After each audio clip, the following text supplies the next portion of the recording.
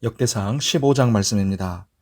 다윗이 다윗성에서 자기를 위하여 궁전을 세우고 또 하나님의 궤를 둘 곳을 마련하고 그것을 위하여 장막을 치고 다윗이 이르되 레위 사람 외에는 하나님의 궤를 맬 수 없나니 이는 여호와께서 그들을 택하사 여호와의 궤를 메고 영원히 그를 섬기게 하셨음이라 하고 다윗이 이스라엘 온 무리를 예루살렘으로 모으고 여호와의 궤를 그 마련한 곳으로 메어 올리고자 하여 다윗이 아론 자손과 레위 사람을 모으니 그핫 자손 중에 지도자 우리엘과 그의 형제가 120명이요 무라리 자손 중에 지도자 아사야와 그의 형제가 220명이요 게르솜 자손 중에 지도자 요엘과 그의 형제가 130명이요 엘리사반 자손 중에 지도자 스마야와 그의 형제가 200명이요 헤브론 자손 중에 지도자 엘리엘과 그의 형제가 80명이요 우시엘 자손 중에 지도자 암미나답과 그의 형제가 120명이라.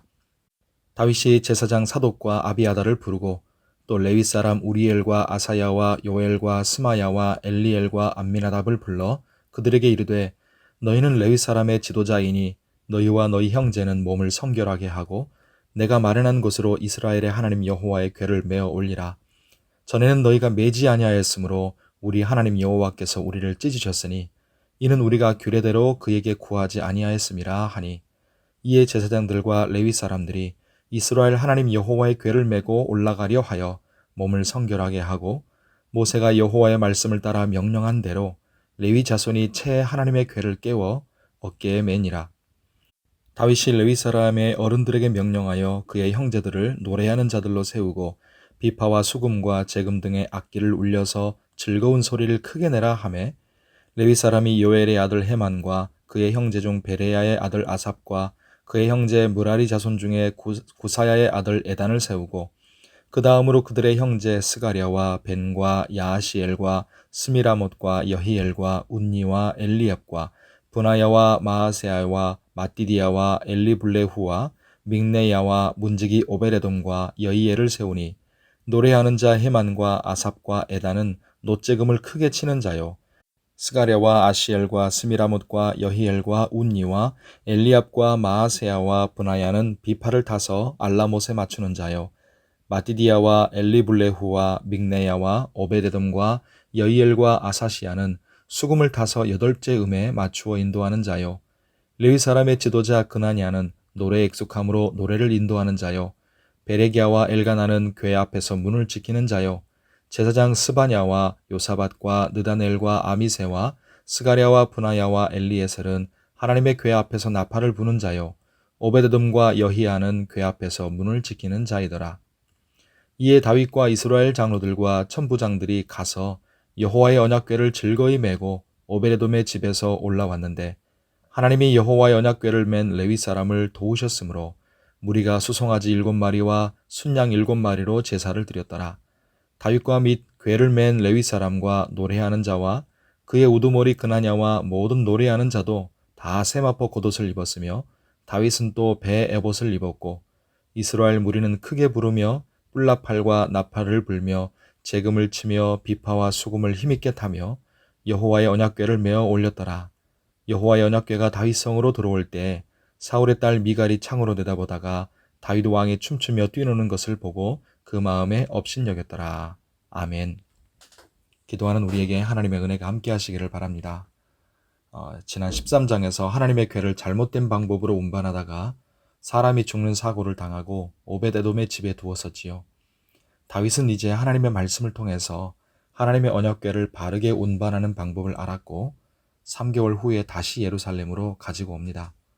언약궤를 메고 운반할 레위인들과 제사장들, 노래하는 자들, 악기 연주하는 자들, 그리고 제사를 드리는 것까지 큰 축제처럼 진행이 됐고 이스라엘 백성도 크게 부르면서 모두들 즐겁게 임했고 다윗도 춤추며 기뻐했습니다.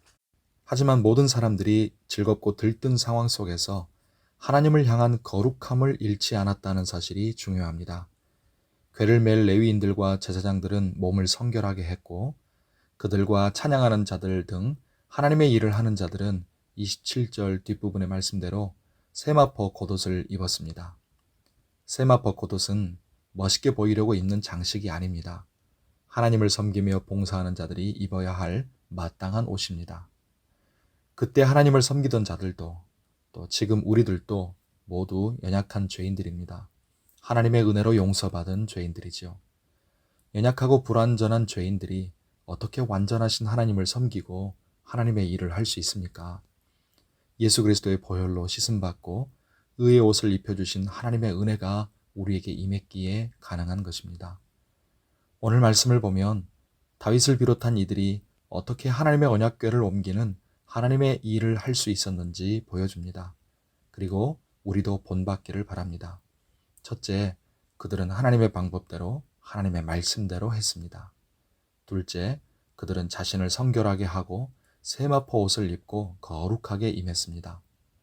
요한계시록 19장 8절은 이 세마포 옷이 성도들의 옳은 행실, 즉 거룩한 삶이라고 말씀합니다.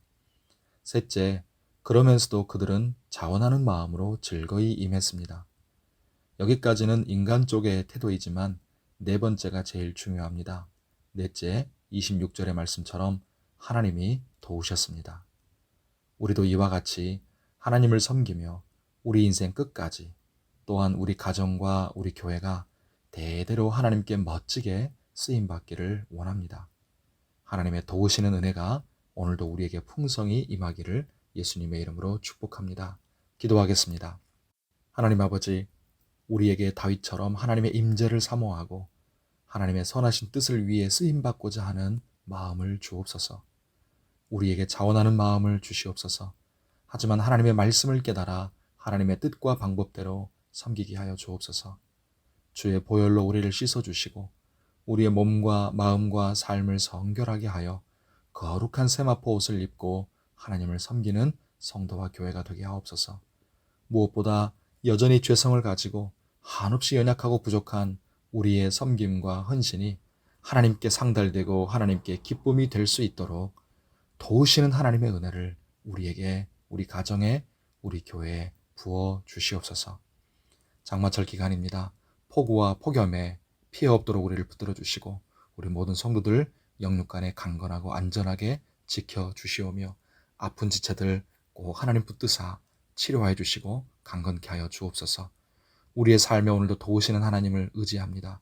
그러나 오늘 우리의 말과 행실이, 생각이, 모든 것이 하나님께 기쁨이요 영광이 되게 하여 주시옵시고 오늘도 주님과 동행하게 하여 주시옵소서.